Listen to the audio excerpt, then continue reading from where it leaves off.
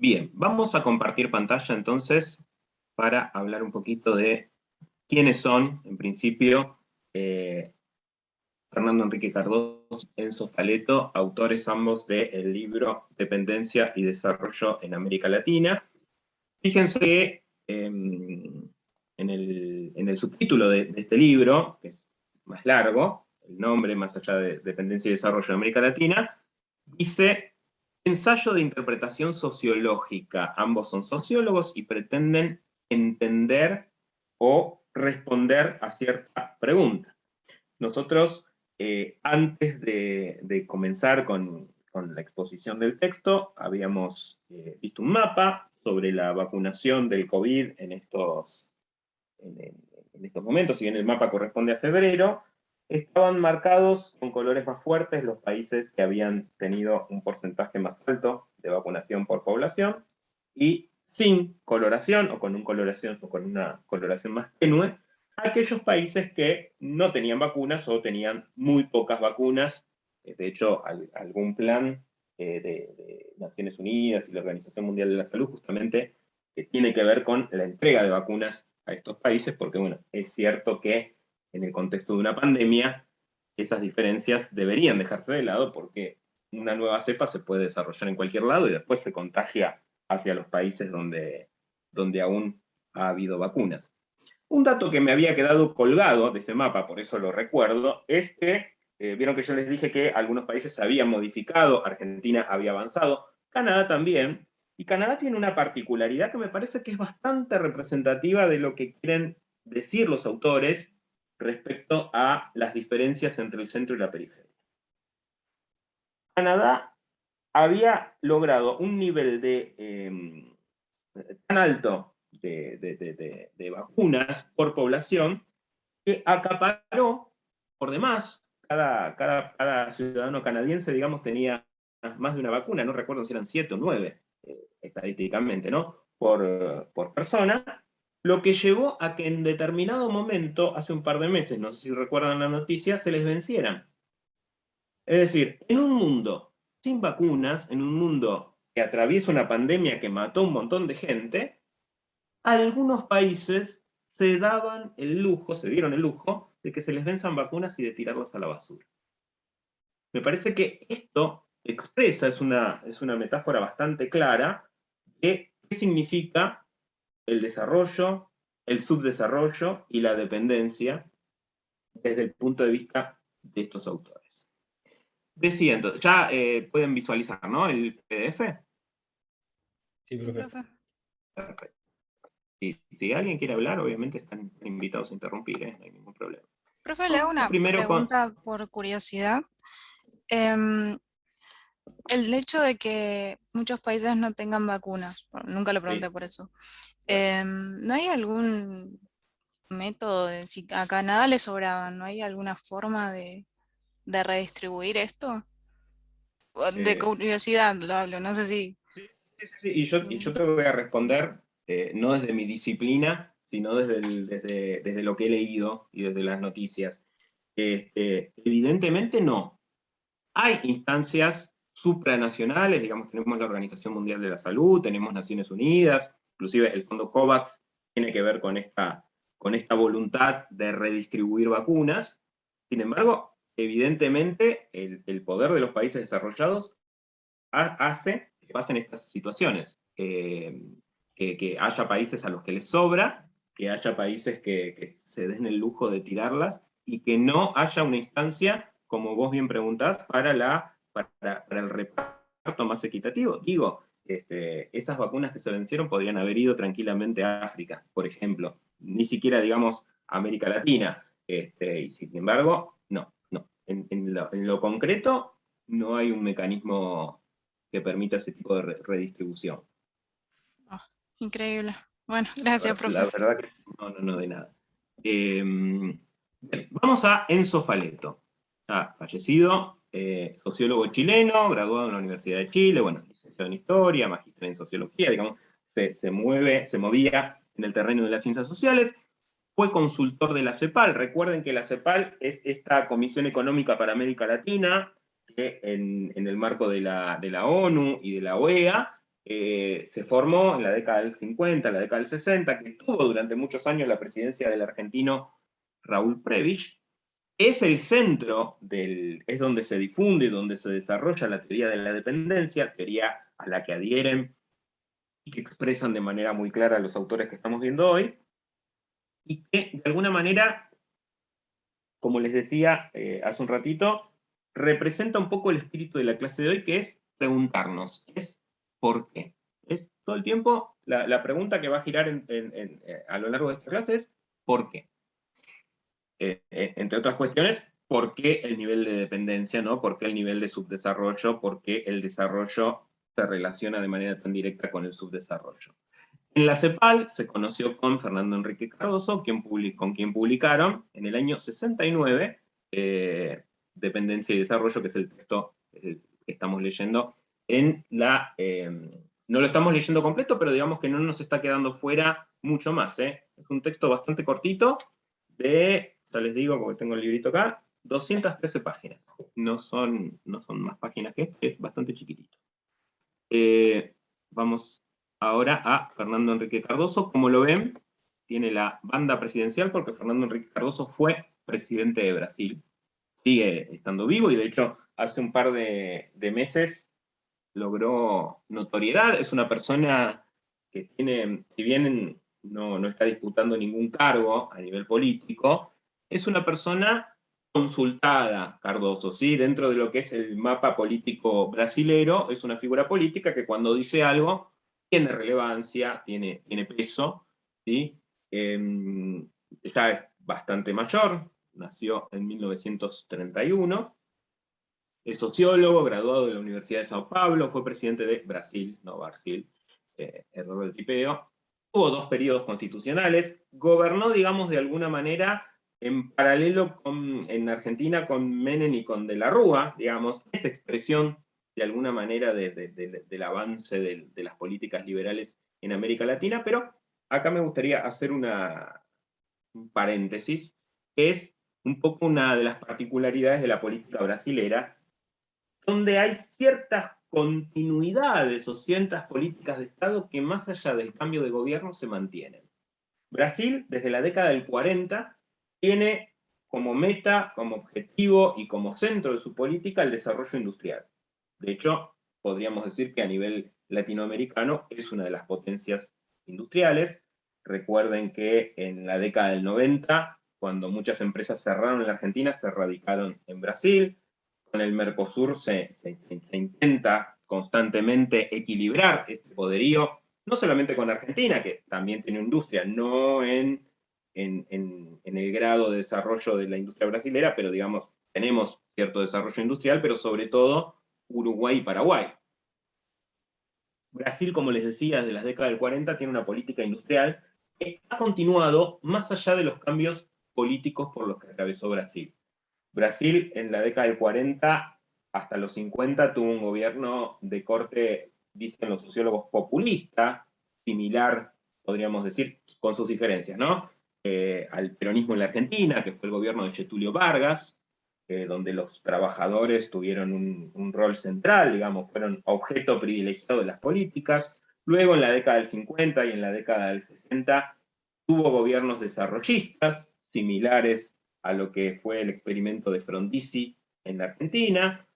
Existieron dictaduras, la dictadura del 64 fue una dictadura bastante sangrienta, la dictadura de los 70, de los 80, y luego, con el retorno de la democracia, se alternaron en el poder los distintos partidos políticos brasileros, y de alguna manera Fernando Enrique Cardoso, representante de la socialdemocracia brasileña, fue uno de los protagonistas. Fíjense que tuvo 2 periodos bastante prolongados.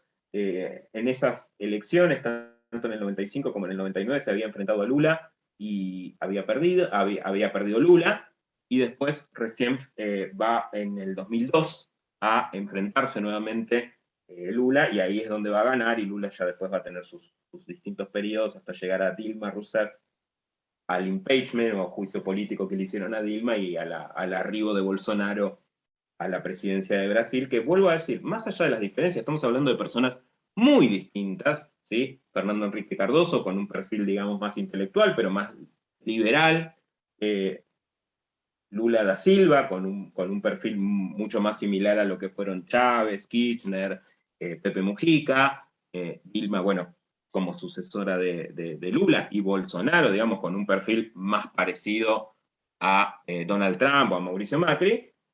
Todos han siempre privilegiado el desarrollo industrial, ¿sí? De alguna manera como parte de, como objetivo y como plan para justamente aminorar la dependencia. Vamos entonces, como decíamos antes, a la teoría de la dependencia. A ver, algunos aspectos interesantes o algunos temas a puntualizar.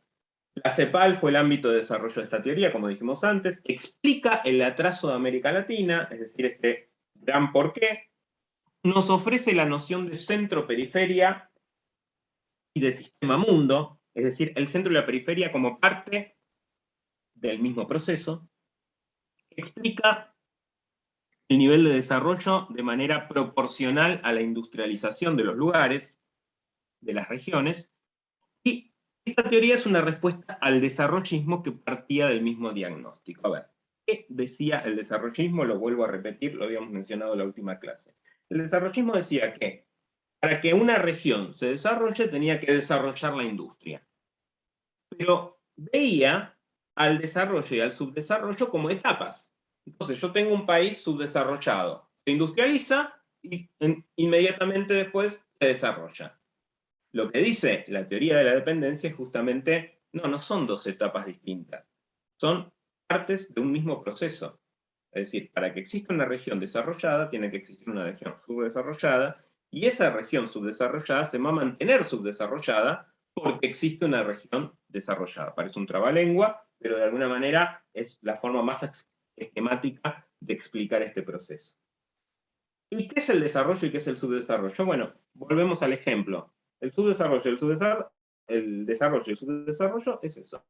Es Europa Occidental, Estados Unidos y Canadá con vacunas para toda su población, y países, vuelvo a decir, ni siquiera hablo de América Latina, donde tenemos un nivel de vacunación, algunos países más lento, otros países más avanzado, pero digamos aceptable, y no directamente regiones del mundo donde no hay vacunas o no hay vacunación en el contexto de una pandemia.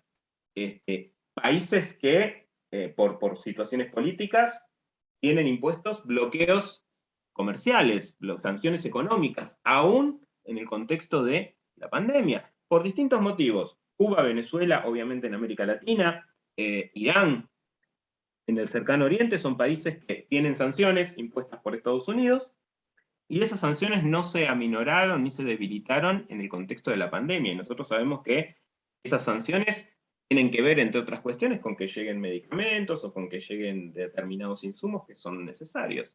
Entonces, eso es el centro y eso es la periferia. Es la posibilidad que en el mundo determinados países tomen decisiones que los benefician y que perjudican a otros. Y que intentan perpetuar esta relación de dependencia, porque justamente se llama teoría de la dependencia porque intenta explicar esta dependencia. ¿Hasta acá vamos bien? Sí, profe. Bien. Cito textual del texto. Al terminar la Segunda Guerra Mundial, parecía que algunos países de América Latina estaban en condiciones de completar el proceso de formación de su sector industrial y de iniciar además transformaciones económicas capaces de lograr un desarrollo autosustentado.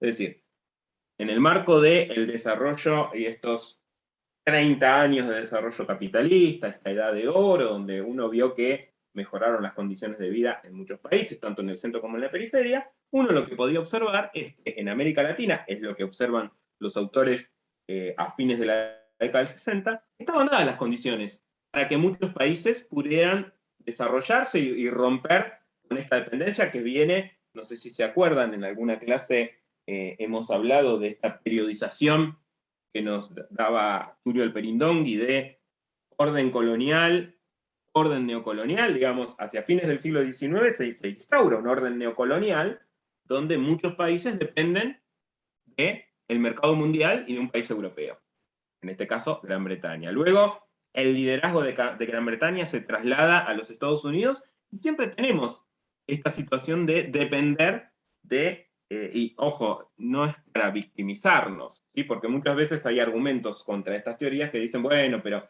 también qué hacen los países de América Latina. Y bueno, muchas veces esas políticas que generan subdesarrollo parten de estos mismos países, ¿sí? Porque hay sectores a los que les interesa que se mantenga esa situación de dependencia porque sacan su porción, sacan su ganancia, sacan una posición privilegiada dentro de ese orden. Vamos a hablar ahora en 2 segunditos, pero digo, en otras clases también lo hemos mencionado. Cuando uno habla del modelo agroexportador, uno está hablando de una minoría que es dueña de la tierra, que exporta un producto al mercado mundial y que se llena de plata. Pero que ese modelo cierra, por ejemplo, el camino hacia el desarrollo industrial.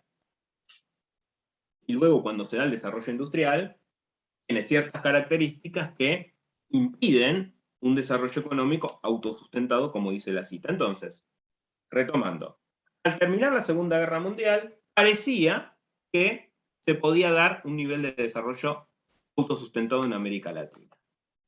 ¿Por qué? Se había consolidado el mercado interno en todos estos países, había divisas, digamos, una situación que hoy es totalmente la contraria, digo. ¿Cuál es uno de los problemas que tiene la Argentina que se relaciona obviamente con la inflación y que se relaciona obviamente con la deuda? Faltan divisas, las divisas son dólares en este caso. Había una base industrial, ya desde la década del 30 se había desarrollado la industria en América Latina, y había estímulos al crecimiento económico, digamos. No había ni recesión, ni parate económico, la inflación, digamos, no era un fenómeno que golpeara las economías, entonces había toda una serie de condiciones que uno dice, bueno, dadas estas condiciones, estos países tienen que despegar de una vez por todas. Entonces ahí surge la pregunta, a ver, ¿qué pasó? Que es uno de los objetivos del texto. Para responder a esta pregunta, o para responder a la pregunta, los autores nos proponen un análisis integrado. ¿Qué quiere decir un análisis integrado? Económico y sociológico en el marco de un proceso histórico. ¿Por qué? Porque hasta este momento lo que dicen los autores es, se explicó el proceso de dependencia de América Latina solo de manera, digamos, separada, o desde variables económicas o desde variables sociológicas. Entonces, se explicaba desde los modelos económicos. Bueno, el modelo agroexportador, luego la industrialización por sustitución de importaciones, o desde modelos sociológicos. Existieron gobiernos populistas, luego tenemos las dictaduras, el Estado burocrático autoritario, pero digamos, no había, desde el punto de vista de los autores, y es cierto, hasta que ellos elaboran este análisis, este texto, un análisis integral que vincule lo económico a lo sociológico. Y obviamente en términos de un proceso histórico, porque no estamos hablando de cuestiones abstractas, estamos hablando de hechos concretos. ¿Se entiende esto? Sí, sí. Bien. Vamos entonces ahora sí a qué es lo que proponen ellos.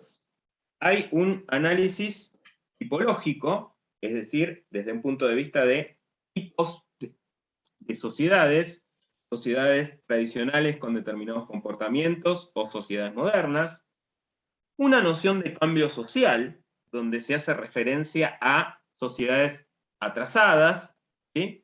Pero siempre el desarrollo era planteado desde el punto de vista de reproducir un modelo. Y decir, bueno, si las sociedades atrasadas copian lo que hacen las sociedades desarrolladas, se pueden desarrollar. Entonces, uno, si hay la pregunta, ¿qué pasó? Dice, bueno, pero ¿qué son? ¿Tontos que no pueden copiar y reproducir? Digo, mucha gente dice, ¿por qué no hacemos lo que hicieron los europeos o lo que hizo Estados Unidos y así nos desarrollamos? Bueno, evidentemente porque hay un proceso que impide que suceda eso. Vamos ahora, voy a avanzar un poquitito en algunas definiciones. Esperen que lo busco en el texto. Página 18. Definición de desarrollo, definición de subdesarrollo. Esperen que dice el texto. en el subtítulo donde dice subdesarrollo, periferia y dependencia. Una interpretación global del desarrollo es estudiar desde el inicio las conexiones entre el sistema económico y la organización social y política de las sociedades subdesarrolladas, no solo en ellas y entre ellas, sino en relación con los países desarrollados. Es decir, hay un interés en interpretar de manera global al desarrollo y al subdesarrollo. ¿Por qué? Porque hasta ahora se había interpretado de manera separada. Se estudiaba qué pasaba en los países desarrollados, qué pasaba en los países subdesarrollados. Bueno, ellos dicen, no, hay que interpretarlo todo, ¿sí? En conjunto. ¿Qué sería un país subdesarrollado? Es un país carente de desarrollo. Obviamente esto es una obviedad, ¿sí? La situación de subdesarrollo se produjo históricamente cuando la expansión del capitalismo comercial y luego capitalismo industrial vinculó en un mismo mercado economías que, además de presentar grados diversos de diferenciación del sistema productivo, pasaron a ocupar distintas posiciones en la estructura global del sistema capitalista. ¿Sí? Acá refuerzan, estoy leyendo de manera textual, esta idea de que cuando se desarrolla el capitalismo y vincula a distintas regiones del mundo, estas regiones ocupan dentro del mercado mundial distintas posiciones. De ahí, entre las economías desarrolladas y las subdesarrolladas, no solo existe una simple diferencia de etapa o de estado del sistema productivo, sino también de función. Es decir, ellos no van a decir el subdesarrollo es una etapa, es la función que se cumple. El concepto de subdesarrollo, tal como se emplea comúnmente, se refiere más bien a la estructura de un tipo de sistema económico con predominio del sector primario.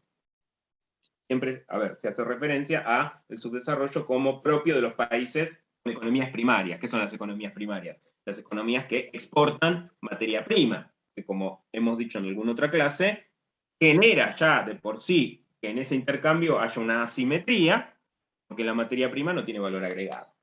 ¿Sí? Esto es manifiestamente insuficiente. Entonces ahí es donde ellos plantean la incorporación del concepto de dependencia. ¿Sí? La dependencia de la situación de subdesarrollo implica socialmente una forma de dominación. Esta situación supone, en casos extremos, que las decisiones que afectan a la producción o al consumo de una economía dada se toman en función de la dinámica y de los intereses de las economías desarrolladas. Esto es la dependencia. Que cuando se toman medidas económicas, no se toman esas medidas pensando en el país, en este caso subdesarrollado, donde se toman, o en los intereses del bien general o del bien común, sino que se toman en función de los intereses externos. ¿Sí? Obviamente todo esto desde el punto de vista de la teoría de la dependencia. Se puede discutir. Acá estamos hablando de qué es lo que dicen estos autores. Seguimos. ¿Hasta acá hay alguna duda, alguna pregunta? No, pero tiene que ver eso. O sea, hay una coacción para proteger los intereses, ¿no? Absolutamente, absolutamente. Inclusive uno lo ve en las contradicciones, muchas veces en las que caen los países del centro. Y vuelvo a decir, no hay un ánimo en los autores, y espero que no lo transmita de esa manera yo al exponerlo, de victimizar a América Latina y de demonizar a los países del centro. A ver, estamos hablando de relaciones económicas, estamos hablando de relaciones internacionales, ¿sí? De la búsqueda de un objetivo, si lo ponemos en términos de desarrollo capitalista, desde la primera clase vimos que uno de los objetivos dentro del sistema capitalista es la búsqueda de ganancia, la búsqueda de lucro. En este sentido, ellos plantean que hay estructuras, hay un proceso, y que esas estructuras, o esa estructura y ese proceso tienen determinaciones recíprocas. Es decir, que el centro se relaciona con la periferia con el centro, y cada uno apunta a la búsqueda de su interés, y que en este sentido, ese sistema que los integra genera que en la misma periferia existan grupos que se beneficien con ese sistema de dominación desde el punto de vista del centro. Y acá llegamos a la cita que ustedes tenían que parafrasear. Ahora los escucho. A ver, ¿qué están diciendo los autores? ¿Cuál es el objetivo del texto? ¿Para qué lo escriben?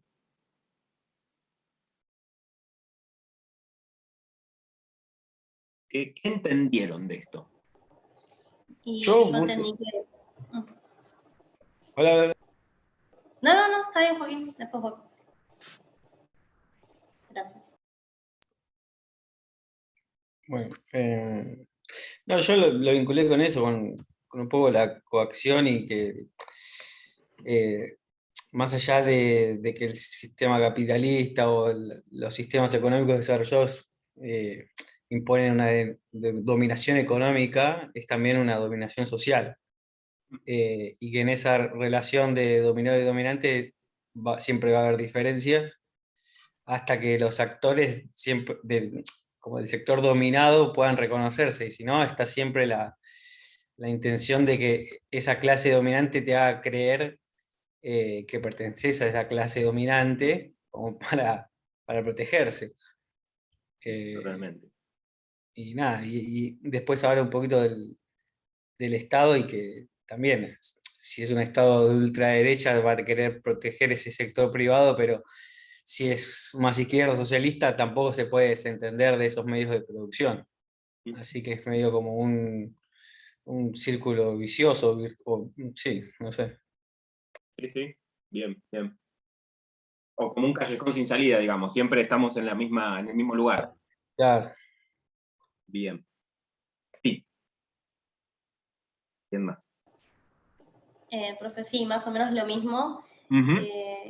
Y que cada parte de esas clases dominantes, porque ahí por lo que intento ver, es como que hay una económica, una política y una parte de digamos, de la sociedad en sí. Son tres actores que se van vinculando entre sí y van generando estas relaciones de dominación que generan, a su vez, las diferencias, ¿no? Como decía Joaquín, hay ciertos intereses y ciertos objetivos que persigue lo político, que a veces no persigue lo económico, y que las personas, digamos, las clases que están por debajo, siguen a uno u otro, pero no tienen su propio pensamiento.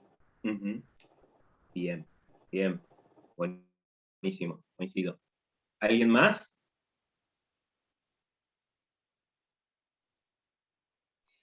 Sí, profe, Sí. a mí me dio a pensar un poco, tipo, me llamó la atención el hecho de que según relaciona la dominación social y la económica. Sí. Y, bueno, estuvimos viendo antes cómo, eh, cómo en Inglaterra, a través del sistema parlamentario, bueno, se fueron metiendo en la política ciertos sectores, bueno, lo mismo en Argentina y demás. Sí. Y parece que, o sea, no sería casualidad que los países dominantes y los periféricos son lo mismo hace 200 años. Eh, ¿Qué sé yo? A ver, Argentina ya tiene establecido unos sectores sociales dominantes con un sistema que parecería funcionar así y que en verdad no está en los intereses, parecería cambiarlo, porque como ya estamos así y siempre dependimos de, como dijo, de Inglaterra o lo demás, y bueno, nada, qué sé yo. No sé si estoy cerrando bien la idea, pero, Sí, sí, yo te entiendo, Lucas, sí, sí. pero bueno, nada, o Sí. sea, dentro de esa posición que parecería periférica y que no es beneficiosa a Argentina en este caso, los sectores dominantes de la sociedad sí se ven beneficiados. Entonces, Ah, si los sectores dominantes del país se ven beneficiados, más los países a los que le proveemos materia prima, o sea, es un círculo que cierra para todo el mundo y listo, queda así. ujú. Tal cual, coincido. En este sentido, recuerden un poco lo que mencionábamos la clase pasada, cuando yo les decía que no son pocas las citas a cuál era la situación de Argentina a fines del siglo XIX, principio del siglo XX, y mucha gente dice, bueno, Argentina era el séptimo, quinto país a nivel mundial por el nivel de su PBI. Está bien, sí, es cierto, desde las cifras, desde lo económico, uno observa que Argentina tenía un ingreso enorme que tenía que ver, entre otras cuestiones, con la exportación de materia prima. Ahora, ese beneficio o esas ganancias se daban en un sector muy reducido de nuestra sociedad, digamos, la gente que vivía en Recoleta y Barrio Norte, en los palacios, digamos, o en la zona norte, inclusive San Isidro, Vicente López. Ahora, las grandes mayorías, si uno lo piensa desde el punto de vista del país en general, uno lo que observa a principios del siglo es que los inmigrantes, los que vivían en los conventillos, los peones en el campo la pasaban bastante mal. Cuando nosotros celebramos el centenario de la Revolución de Mayo en 1910, ese centenario se hizo con estado de sitio, porque los distintos sindicatos que se habían formado y los trabajadores en general manifestaban su desacuerdo con su situación económica y social, ni que hablar de la posibilidad de ascenso social. Eso va a venir mucho después, va a venir ya con la llegada de los grandes partidos populares que ponen en el centro estos intereses, el radicalismo con Irigoyen en la década del 10 y del 20, y el peronismo puntualmente en la década del 40. Pero digamos, me parece interesante esto que decías, Lucas, respecto a que hace 200 años que el centro siempre está en el mismo lugar. Bueno, y esto genera de alguna manera, me parece que la cita que ustedes parafrasearon, o explicaron con sus palabras recién, tiene que ver con un concepto que nosotros ya hemos visto y que se vincula con la hegemonía, esto que nos explicaba Gramsci, ¿sí? Generar hegemonía para que aún los subordinados crean que ese sistema es el sistema natural, digamos, que no necesite ningún tipo de cuestionamiento y que oculte que ese sistema beneficia a un sector, ¿sí? A ver, vamos desde el contenido, desde lo procedimental. ¿Qué sería parafrasear? ¿Qué sería explicar? Parafrasear es justamente decir con nuestras palabras, explicar con nuestras palabras. Siempre uno de los consejos a la hora de parafrasear una cita es que la cita que ustedes están parafraseando tenga la misma extensión, lo que ustedes escriben, de lo que están parafraseando. Es decir, en este caso, uno obviamente lo puede sintetizar. Estos renglones, ¿cuántos son? 1, 2, 3, 4, 5, 6, 7, 8, 9, 10, 11, 12, 13, 14, 15. Bueno, estos casi 15 renglones, obviamente que uno los puede sintetizar en uno. Pero la idea es que el parafraseo no sea una síntesis, sino que sea la explicación desde nuestro vocabulario, desde nuestro entendimiento, desde nuestro proceso de interpretación, de lo que dice eso. ¿Y por qué se hace eso? Para entenderlo. Básicamente para eso. ¿Sí? Es un ejercicio de lectocomprensión. Muchas veces, cuando nosotros leemos, sobre todo en estas instancias, en la instancia de una carrera universitaria, ya sea, no sé, una licenciatura, una tecnicatura, lo que fuere, muchas veces leemos casi como con piloto automático, casi de manera automática. Entonces pasan las palabras y es como que uno saca la idea en general, otras veces, inclusive si las oraciones o los textos ofrecen un vocabulario más técnico, más complejo, uno lo que hace es casi saltear, no le da mucha bolilla. Y, a ver, voy a decir una obviedad. Cada palabra cumple una función a la hora de explicar una idea. Y la idea justamente es tratar de meternos en eso que están escribiendo los autores para entender a dónde quieren ir. ¿Sí? Y esto les va a servir no solamente para esta materia que se está finalizando, sino también para las materias que les restan en segundo año. ¿Sí? Hacer un ejercicio de interpretación. Obviamente que no podemos hacer esto con todos los textos, con la extensión de todos los textos, porque si no, lleva mucho más tiempo. Pero detenerse en fragmentos específicos, girar en torno a un concepto, nos ayuda a entender de manera más clara qué es lo que quiere decir el autor. ¿Sí? Y acá, quienes expusieron recién, quienes tuvieron la palabra recién e intervinieron en la clase, lograron captar de alguna manera el espíritu de esta cita que vincula justamente cuestiones económicas, cuestiones sociales con la dominación. ¿Sí? Vuelvo, y perdón que sea reiterativo, al ejemplo de las vacunas. El desarrollo y el subdesarrollo es que haya países que tienen vacunas y haya países que no tengan vacunas. Y esto también lo podemos trasladar a la alimentación. Digo, sabemos que en el mundo hay hambre, ¿sí? Sin hablar de la distribución de la riqueza y de que tantas personas concentran un ingreso total mayor al de continentes enteros. Digo, pensémoslo desde el punto de vista de la alimentación.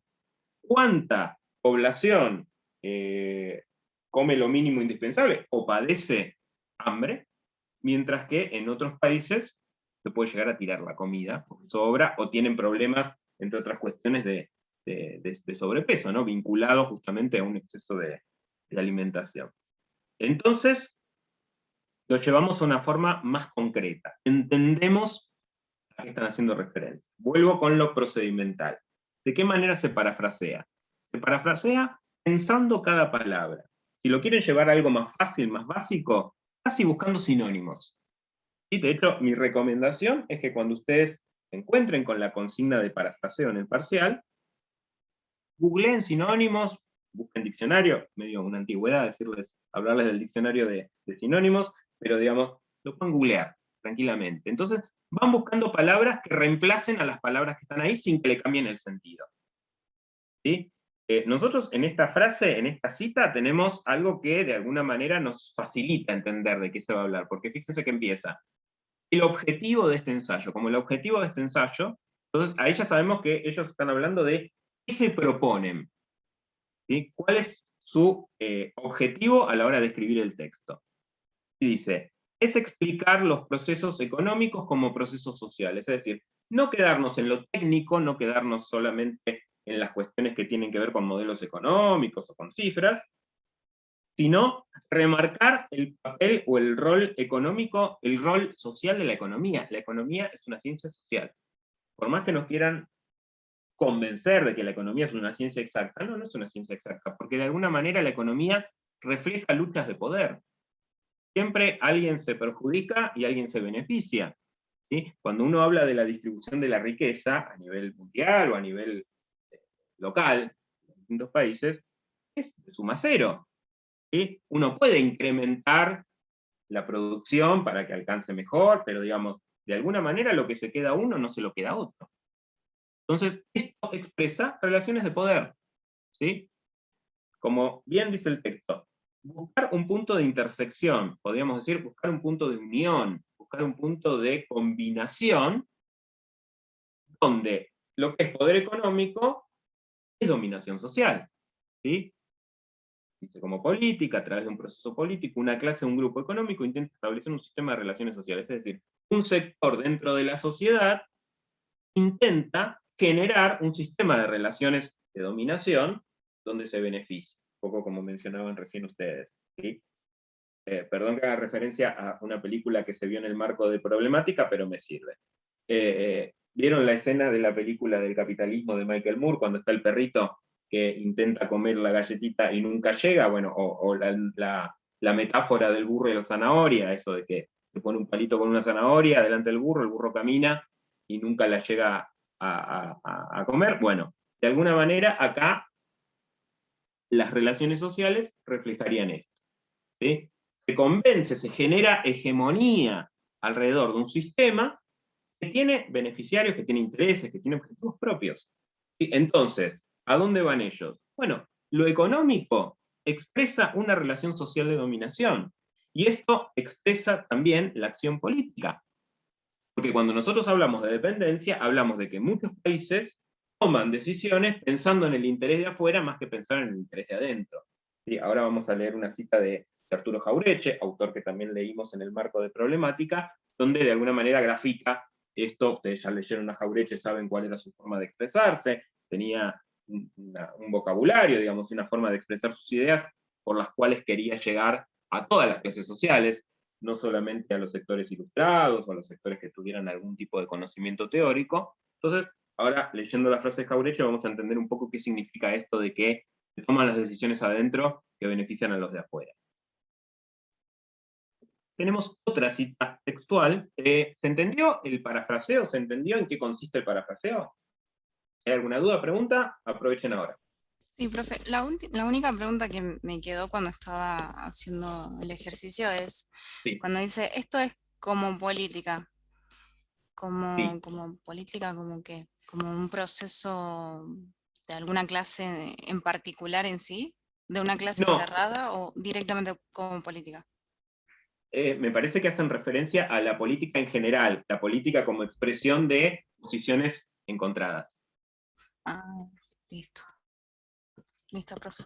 Como en el sentido de la política, como justamente disputa de intereses. Nosotros sabemos que la política justamente tiene que ver con eso, con el interés general y con los intereses sectoriales de cada sector, y de qué manera justamente el sector que domina logra imponer esa dominación. Claro, claro, claro. Gracias. De nada. Bien, vamos entonces a... bajo un poquito, así seguimos leyendo. acá de alguna manera se nos va a ampliar un poco la clasita anterior, por eso las puse textuales, porque nos va a ayudar a cerrar de alguna manera la idea anterior.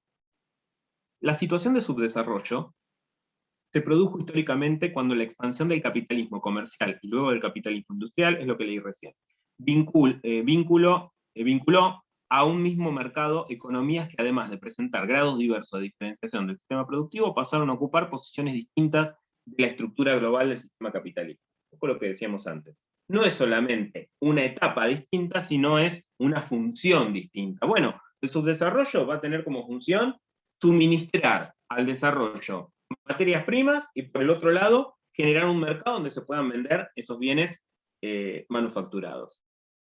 Es obviamente que una simplificación, digamos, el comercio internacional o el mundo hoy por hoy no funciona solamente así, pero digamos, esquemáticamente se planteó así, en el momento en el que los países se integran dentro de un mismo modelo de desarrollo. Hacía referencia a la periodización de Tulio Alperindongui, donde habla justamente de del pacto colonial, de esta larga espera y del pacto neocolonial.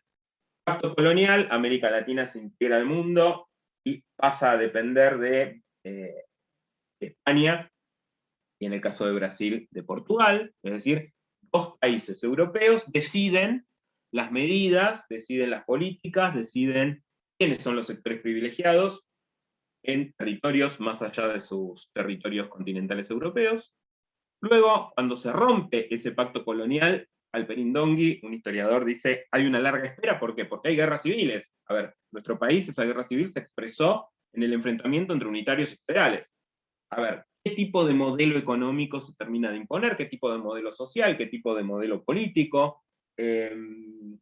No solamente hablamos de unitarios y federales en el sentido de Buenos Aires contra el interior, sino también desde el punto de vista de modelos de desarrollo productivo. ¿Qué significa Buenos Aires contra el interior? Y bueno, Buenos Aires con su aduana lo que quería era vincularse al mercado internacional, ¿sí? Importar, exportar y con la aduana recaudar impuestos sobre esos productos, mientras que el interior lo que quería era desarrollar sus propias industrias, ¿sí? Ya sobre el final, mediados del siglo XIX, vemos que las llamadas presidencias históricas de Mitre, Sarmiento y Avellaneda terminan con las últimas rebeliones de los caudillos. Cacho Peñalosa, digamos, y Felipe Varela son los últimos caudillos. Podríamos decir que la guerra contra el Paraguay tiene que ver con esto, tiene que ver con la eliminación de un modelo de desarrollo alternativo y con la instauración de un pacto neocolonial donde América Latina se vincula con Gran Bretaña. El lugar que antes ocupaba España, de manera formal, lo ocupa Gran Bretaña, ya no como una potencia que domina directamente, digamos, no estaba la bandera británica en la Casa Rosada, pero sí de alguna manera se gobernaba en función de los intereses británicos. Y acá vamos hacia lo que mencionaban recién ustedes, un pacto entre las oligarquías locales y el centro. Y acá está la cita de Jauretche a la que yo hacía referencia, que es bastante gráfica. Si es malo el gringo que nos compra, peor es el criollo que nos vende. En este sentido, Jauretche lo que hace es vincular en este modelo al gringo en el sentido del país externo, pero también al interés que está dentro de América Latina, a estas clases, en el caso de Argentina, exportadoras, que ayudan a que se consolide este modelo que genera dependencia, pero que a ellos les genera grandes ganancias. ¿Y quiénes son ellos? Si hablamos de un modelo agroexportador, si hablamos de un modelo que se basa en la exportación de cereales y carnes, los sectores que se benefician de este modelo son los sectores dueños de la tierra, que es el recurso clave, el recurso económico clave. ¿Quiénes son los dueños de la tierra? Son una minoría. Ya lo hemos hablado en otras clases, la estructura de propiedad de la tierra en Argentina y en otros países de América Latina es una estructura de latifundio. Son grandes extensiones de tierra en manos de pocas personas. Si uno observa una lista de los grandes propietarios hacia principios del siglo XX, uno observa no más de 20 familias. ¿Sí? Si nos queremos extender, 50 grandes familias que tienen grandes extensiones de tierra, sobre todo en la región más fértil de nuestro país. Incorporamos a la Patagonia con la conquista del desierto. Cuando Roca, en 1879, hace la conquista del desierto, esas tierras, que no estaban desiertas, ¿no? Obviamente, que estaban habitadas por pueblos originarios en nuestra Patagonia, se incorporan a la producción de ganado ovino, de ovejas, porque en ese momento se exportaba la lana y luego con los barcos frigoríficos se va a exportar la carne. Y esas tierras no se reparten en colonos, ¿sí? Vuelvo un poco a lo que mencionábamos la última clase cuando Galeano hacía esta diferencia entre Estados Unidos y América Latina y decía, en Estados Unidos, sobre todo en la región del centro, se procedió a un reparto de la tierra en la que se formaron familias de granjeros, los famosos farmers. Yo les ejemplificaba con la familia Ingalls, ¿sí? Esta familia, que no les sobraba la plata, pero que eran dueños de su porción de tierra, y que producían para el mercado interno. El modelo en Argentina, en América Latina, es otro. Es el modelo de alguien que se apropia, porque digamos que hay una apropiación originaria que tiene que ver con la violencia, ¿sí? Que es la usurpación de esa tierra. Alguien que se apropia de unas porciones inmensas de tierra, es un propietario ausentista, porque no vive ahí, ¿sí? Van a tener estancias hiperlujosas, pero digamos que los propietarios de las tierras estas van a vivir en Buenos Aires, en estos barrios que yo les decía, Barrio Norte, Recoleta, etcétera, en esos palacios que de alguna manera copiaban un poco el estilo europeo, y esas tierras las van a poner a trabajar con empleados que, hasta que se sanciona el Estatuto del Peón, y aún después van a estar en condiciones muy vulnerables, y que además van a ser, de alguna manera, podríamos decir, alquiladas, ¿sí? Estas tierras para esos campesinos que no pudieron acceder a la propiedad de la tierra. En realidad no se llama alquiler en el campo, sino que se llama arrendamiento. Entonces, va a haber un montón de campesinos, de peones, que van a estar alquilando a un dueño de grandes extensiones, que van a trabajar en ese lugar, y que van a estar en una situación de absoluta vulnerabilidad. Digamos, cuando uno observa, inclusive, más allá de la actividad agropecuaria, por ejemplo, la actividad de la forestal, que era una empresa que se encargaba de la explotación de los bosques del Chaco, sobre todo, de madera, la explotación forestal, esta empresa muchas veces a sus peones les pagaba con bonos de las almacenes que eran propiedad de la misma empresa, entonces ni siquiera les pagaban un sueldo. El bono decía vale por 1 kilo de carne. ¿Sí? Había una situación de hiperexplotación en esta situación, en la que este sector social, este criollo que vende, es el que se beneficia de este sistema. Fui bastante rápido y no hice no tomé aire. ¿Tienen alguna duda, alguna pregunta hasta acá? Sí, se entendió, No. profe. ¿Se entendió? Bien, entonces seguimos. Me quiero apurar con cosa de terminar para las 10. Entonces, ¿qué es lo que dicen nuestros autores? Bueno, América Latina entonces forma parte de este sistema de dependencia, este sistema en el cual se ponen en contacto el centro y la periferia, y hay distintas formas.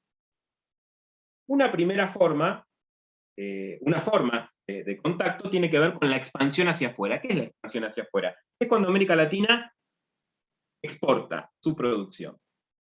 Y hay dos grandes formas de expansión hacia afuera. Con control nacional del sistema y las economías de enclave, puntualmente la plantación y la minería. ¿A qué hacen referencia con control nacional? Es cuando hay un sector dominante que es dueño de esos recursos, pero es propio del país. ¿Sí? El ejemplo clásico es lo que yo mencionaba recién, el campo argentino. Pero también podemos hablar del campo mexicano o el campo brasilero. Digamos, son argentinos, mexicanos, brasileros, cada uno de los países, los dueños de ese recurso clave que es la tierra. ¿Sí? A ver, cuando uno piensa en los apellidos de las personas que son dueñas de la tierra en nuestro país, ¿sí? Anchorena, Martínez de Oz, Pereira Iraola, digamos, estos Bullrich, Luro, Pueyrredón, digamos, todos estos apellidos que se vinculan inclusive muchas veces con personas que han tenido actuación política en los distintos momentos claves de nuestra historia, digamos. Martínez de Oz es un apellido clave. Martínez de Oz, ya desde la época de la colonia, era importador de esclavos, por ejemplo. se vinculaba con el comercio inglés. Luego, uno de sus descendientes funda la Sociedad Rural Argentina. Son los dueños de grandes tierras, que vuelvo a decir, tierras que fueron apropiadas. No hay un título de propiedad, digamos, había pueblos originarios antes, o no había nada. ¿Sí? No es que compraron eso. Pero tienen el beneficio de venir de la época de la colonia. Luego, les decía, Martínez de Oz, descendiente de este importador de esclavos, va a fundar la Sociedad Rural Argentina, y uno de sus descendientes fue ministro de Economía de la última dictadura cívico-militar, que terminó preso por numerosos actos delictivos desde el punto de vista económico. La pata civil, digamos, de la última dictadura militar. Y así uno puede rastrear, digamos, no todas las familias, digamos, tienen estos antecedentes oscuros, pero sí hay un denominador común que es justamente la apropiación del recurso clave que es la tierra. Y entonces, ¿de qué manera se vinculan? Bueno, controlan el recurso clave, queda el beneficio dentro del país, pero en el sector, podríamos decir, más alto de la pirámide social, y se incorporan vendiendo lo que el mercado mundial requiere. En el caso de Argentina, carne y cereales; en el caso de Chile serán minerales; en el caso de Bolivia serán minerales; en el caso de Brasil, bueno, productos varios. Pero después tenemos otro tipo de incorporación, de expansión hacia afuera, que tiene que ver con las plantaciones o con las economías de enclave. ¿Sí?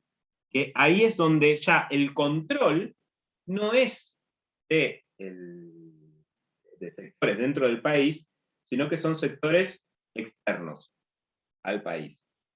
En el caso de las plantaciones, el ejemplo clásico, el ejemplo que dan los autores, es los famosos países, las repúblicas bananeras.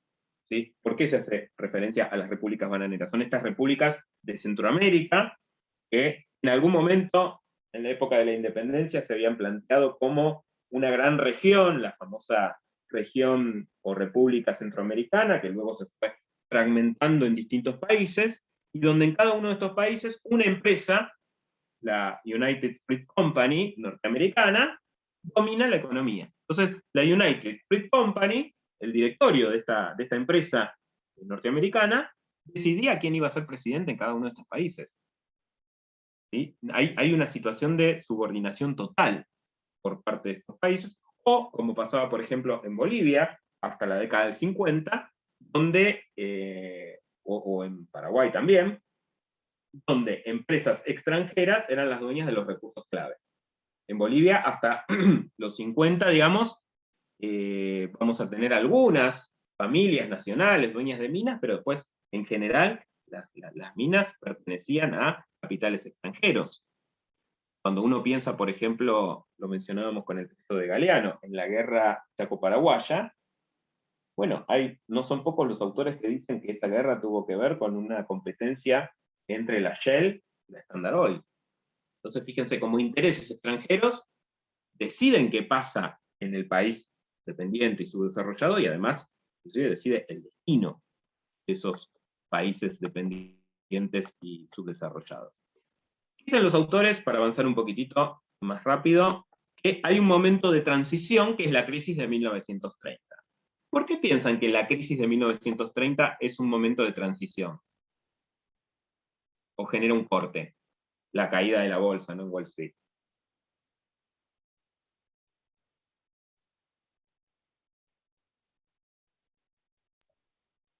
Y porque amenazaba como un cambio de toda esta estructura. Bien. Sí, sí. Y porque la crisis, de alguna manera, impactó en el mercado mundial.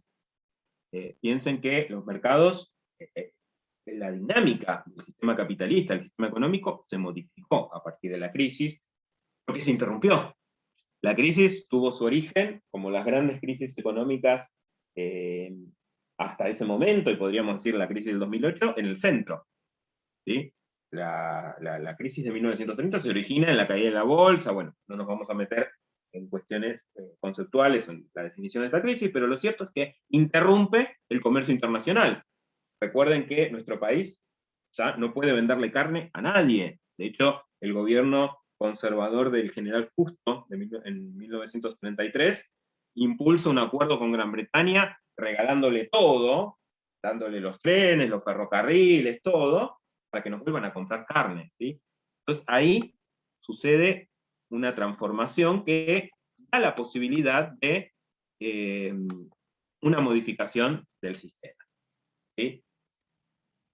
Dentro de las economías con control nacional, hacen referencia estos autores a la crisis oligárquica de 1930, es decir, a la crisis del modelo agroexportador, es una crisis política, es una crisis económica que lleva a una crisis política y que cambia el modelo económico, digamos, que impulsa el modelo de industrialización por sustitución de importaciones. Dentro de la definición del régimen o del proceso argentino, ellos hablan de la paradoja de Cavarossi. Voy a hacer referencia muy por arriba a esto, sobre esta paradoja de Cavarossi. Cavarossi es un autor que lo que dice es que cuando el régimen conservador en la Argentina, es decir, los conservadores pierden el poder y llega el radicalismo con Hipólito Yrigoyen y estos sectores medios a la presidencia de la nación, conservan un poder que es el poder económico. Es decir, si bien cambia la política, no está más el Partido Autonomista Nacional, el PAN, no está más el partido de Roca en el poder, estuvo en el poder entre 1880 y 1916, sí hay un cambio desde el punto de vista, entonces, político, pero no hay un cambio desde el punto de vista económico, porque el modelo económico sigue siendo el modelo agroexportador. Entonces, ¿qué pasa ahí? Tenemos un gobierno con un color político distinto al de los dueños del poder económico, pero en lo concreto y en lo económico siguen teniendo el mismo poder. Entonces muchas veces se hace referencia al gobierno de Yrigoyen como un gobierno condicionado, como un gobierno, podríamos decir, de buenas intenciones, pero que no pudo avanzar hacia determinados objetivos, y eso tiene que ver porque los sectores conservadores seguían teniendo poder desde el punto de vista económico, entonces podían vetar. A ver, ¿a qué apunto con esto? ¿Y a qué apuntan los autores con esto? A desarmar cierta afirmación que dice que el poder está solamente en la Casa Rosada en nuestro país. No, hay sectores que tienen poder real, y el poder económico es uno de ellos, digamos. No es que un presidente, por el hecho de llegar a la presidencia, ya puede impulsar las políticas que desee. No, va a haber sectores con poder económico que quieran defender sus posiciones privilegiadas o lo que fuera. Bueno, eso es lo que pasó, y a esa paradoja hace referencia Cavarossi. La Unión Cívica Radical llega al poder, pero está limitada. De hecho, el gobierno de Yrigoyen es el primer gobierno derrocado por un golpe militar en 1930. Después vamos a tener más golpes militares que derrocan a Perón, a Frondizi, a Ilia, a Isabel Perón, pero digamos, de alguna manera, uno observa, en este sentido, que hay un poder económico, que es el poder real, que de alguna manera, inclusive, es casi más poderoso que el poder político. Hay quien dice que una de las formas de tener poder es que ese poder no se perciba. Y el poder económico muchas veces logra eso. Logra que sus decisiones y las medidas que impulsan o las medidas que bloquean, no se los vea a ellos, solamente se vea al poder político. Bueno, detrás del poder político hay un poder económico, que puede apoyar a un gobierno o que puede restarle apoyo a ese gobierno. Yo acá marqué una imagen en la que vemos, por un lado, Yrigoyen, pero por el otro lado, a la clase alta, ¿sí? La imagen de sectores. Profe, ¿puede ser que de hecho Yrigoyen no pudo terminar ningún mandato? Creo que 2 fueron por ser derrocado y 1 porque murió en el medio, ¿no? No, el primero lo terminó. Lo terminó, sí. De 1916 a 1922 lo gobernó. Pudo finalizar su mandato. Luego fue reemplazado por Marcelo T. de Alvear, el radicalismo también, pero representante de estos sectores de clase alta, podríamos decir. El radicalismo siempre tuvo esta, que es un poco después lo que le va a pasar también al peronismo, ¿no? No son partidos asociados directamente a una clase social, sino donde hay distintos sectores, muchas veces con intereses contrapuestos. Alvear gobernó entre el 22 y el 28, en el 28 se vuelve a presentar Yrigoyen, gana, pero sí va a ser derrocado en 1930 y al poquito tiempo va a morir en 1933. Bien, de las economías de enclave ya un poco hablamos, vamos a pasar rapidito. Acá tenemos una imagen de la United Fruit Company, a la que hacía referencia recién, y después ellos mencionan una etapa que tiene que ver con lo que vino después de la crisis del 30, que tiene que ver con el nacionalismo y con el populismo. ¿Qué es lo que caracteriza al nacionalismo y al populismo de la década del 30 o del 40? En principio, la incorporación de las masas. Digamos que sobre todo a partir de 1930 hay una expansión del movimiento obrero, de los sectores populares, que comienzan a tener un protagonismo que requiere que quien gobierne los tome en cuenta.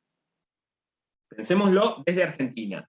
A partir de 1930 no tenemos solamente esas frigoríficos o molinos harineros, sino que comienzan a radicarse, sobre todo en el conurbano, fábricas, ¿sí?, que requieren de mano de obra. Bueno, comienza a crecer el sector obrero. Ya no van a ser solamente esos inmigrantes que vengan de España, de Italia, de Polonia, donde sea, sino que vamos a tener inclusive migrantes internos. Bueno, esa población va a requerir que se las incorpore, y el populismo y el nacionalismo los incorpora. Hay un desarrollo del mercado interno, ¿sí? Acá puse un afiche del IAPI, que era un programa económico del primer peronismo, digamos. De alguna manera lo que hacía era desviar los ingresos que la Argentina tenía por su comercio exterior hacia el sector industrial. ¿Sí? Digamos, se compraba la producción a los sectores exportadores. Se la vendía a precio de mercado, pero al sector exportador se le pagaba menos, y con esa diferencia se subsidiaba o se apoyaba al sector industrial, que era el que generaba el trabajo y el que generaba esta redistribución del ingreso. Obviamente que va a tener un rol clave el Estado, ¿sí? En el sentido no solamente el Estado como ordenador de la sociedad, como decíamos en las primeras clases, sino un Estado activo desde el punto de vista económico, ¿sí? Un Estado empresario. Y ellos mencionan particularidades nacionales, vamos a ir rapidito por acá. Tenemos como primer ejemplo al peronismo, ¿sí? Ellos lo definen como un populismo y una economía de libre empresa. Muchas veces se dice, el peronismo fue comunismo, nada más lejos que eso. El peronismo fue una forma de estado de bienestar dentro de lo que es el sistema capitalista, ¿sí? Entonces, tenemos economía de libre empresa, porque si bien el Estado participaba, había empresarios. Piensen siempre que el peronismo lo que va a plantear es una mesa de 3 interlocutores: el movimiento obrero, los empresarios, el Estado como intermediario. Tenemos otro ejemplo, que es el de Brasil, con el régimen de Getúlio Vargas, donde hay, como les decía al principio de la clase, una idea de desarrollo nacional sustentada en el desarrollo industrial.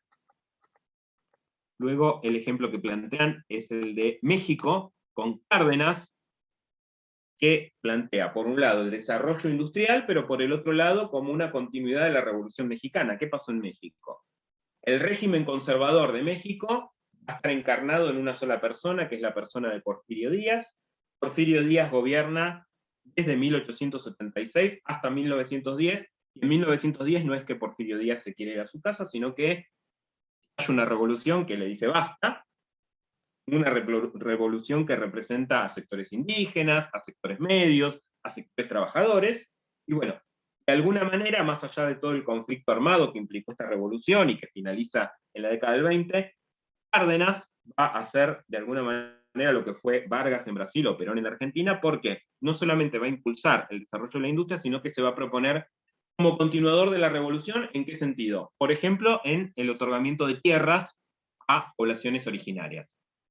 Estas poblaciones originarias habían sido reducidas a pequeñas porciones de tierra, porque esas tierras habían sido ocupadas por las haciendas, en Argentina las estancias.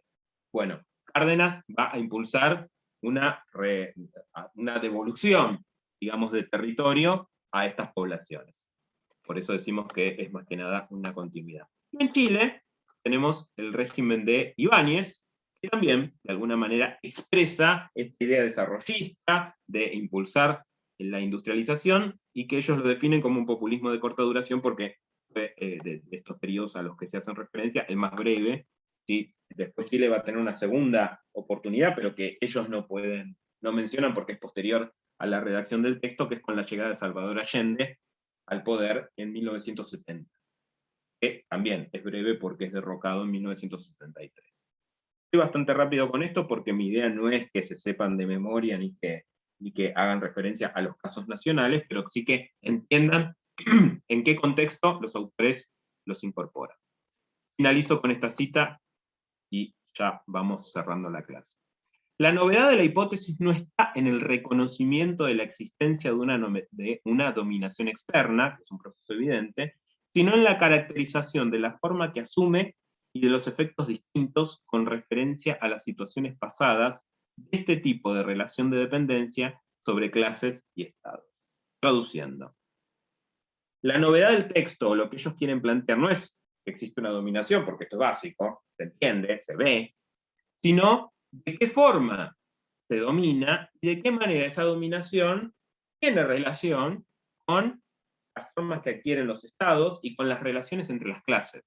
Digo, cuando nosotros vemos la pirámide social de cualquiera de uno de estos países, vemos que en la cúspide hay determinados sectores que tienen muchísimos beneficios, que tienen un nivel de vida mucho mejor que el resto del país, y bueno, esto tiene que ver con cómo se fue constituyendo y cómo se fueron armando estos sistemas económicos que se relacionan con cuestiones políticas, que se relacionan con cuestiones sociales. Integrar el análisis para entender de manera global la situación de dominación y la situación de dependencia. ¿Dudas, preguntas, comentarios?